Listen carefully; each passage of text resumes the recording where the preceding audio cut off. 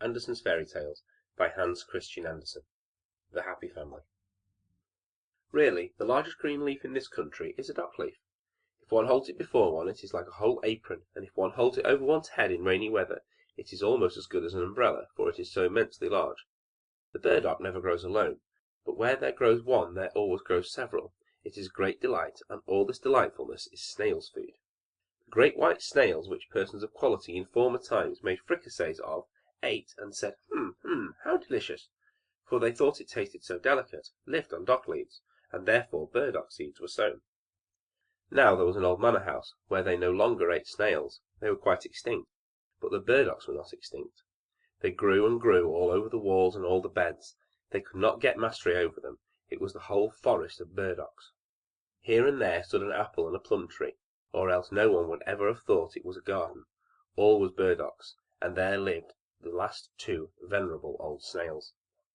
They themselves knew not how old they were, but they could remember very well that there had been many more, that they were of a family from foreign lands, and that for them and theirs the whole forest was planted. They had never been outside it, but they knew that there was still something more in the world, which was called the manor house, and that there they were boiled, and then they came back, and they were placed on a silver dish. But what happened further they knew not, or, in fact, what it was to be boiled and lie on a silver dish they could not possibly imagine, but it was said to be delightful, and particularly genteel. Neither the chafers, the toads, nor the earthworms, who they asked about it, could give them any information. None of them had ever been boiled or laid on a silver dish. The old white snails were the first persons of distinction in the world, that they knew. The forest was planted for their sake, and the manor house was there so that they might be boiled and laid upon a silver dish. Now they had lived a very lonely and happy life, and as they had no children themselves, they had adopted a little common snail, which they brought up as their own.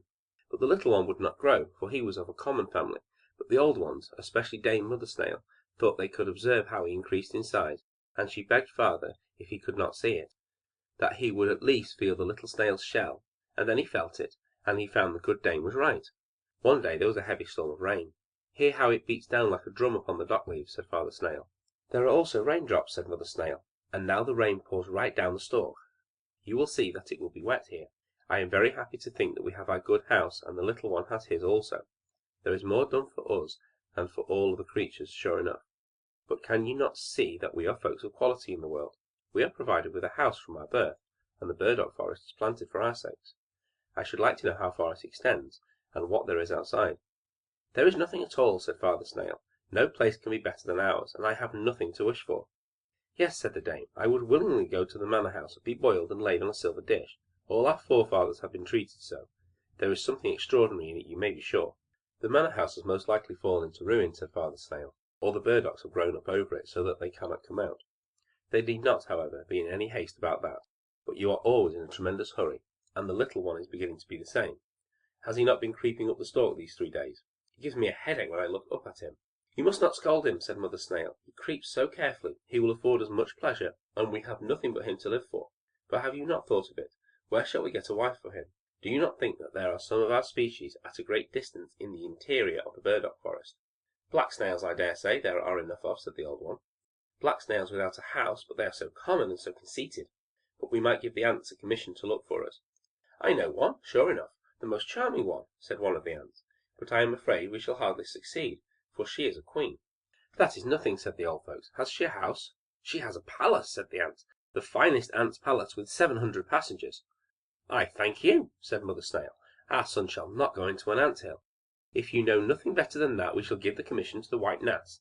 They fly far and wide in rain and sunshine. They know the whole forest here, both within and without. We have a wife for him, said the gnats.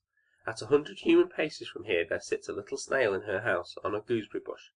She is quite lonely and old enough to be married. It is only 100 human paces. Well then, let her come to him, said the old ones. He has a whole forest of burdocks, she only has a bush.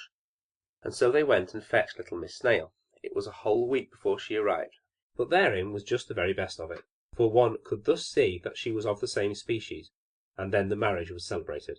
6 earthworms shone as well as they could. In other respects the whole went off very quietly, for the old folks could not bear the noise and merriment, but old Dame Snail made a brilliant speech.